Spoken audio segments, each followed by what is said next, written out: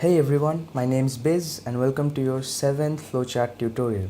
Now in the previous tutorial I had talked about loops and I'd also shown you a simple example demonstrating loops, which was adding a few numbers and the number of items was provided by the user. Now in this example I'll be doing the same thing but with some amount of modification. Now here, after inputting each number, I will check that whether the number is an even number or an odd number, and at the end of the complete flowchart I will display the sum of the even numbers and the sum of the odd numbers. So that's basically the functionality which resides within this flowchart. So now let's get started. So at first I start, then I initialize all the different variables that I'm going to need. Here, as you can see, there are two variables to store the sum. One is even, one is odd. Even is there to store the result of the addition of even numbers, and odd is there for that of the odd numbers. So at first I ask the user to input the number of items and I store it in n, and after that I go down and I ask the user to input a number, and after he inputs a number I check whether the number is an even number or the number is an odd number. So how do you check? When does a number called an even number? A number is an even number when it's divisible by 2, right? Or we can say that when a number mod 2 is 0, then it's an even number. Because what's the functionality of modulus? Suppose a modulus b. What is the meaning of that? If you can recall, then a modulus b means a is divided by b, and then whatever is the remainder, it is stored in c, where c is equal to a mod b. So here we do the same kind of a thing. So we check if a modulus 2 is 0 or not. So if it's 0, then it means a is an even number. So I follow the yes path and I add it in the even variable. So how I do that? I do it by even equals even plus a. By that I mean whatever is the value of even, add it with a and store the new value in even itself.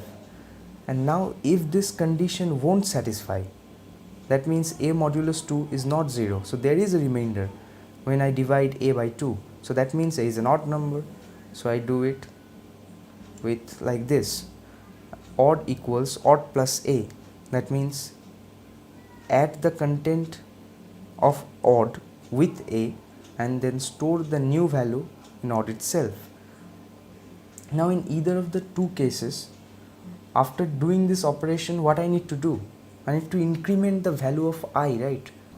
As we did in the previous flowchart, after sum equals sum plus a, we incremented the value of I, right?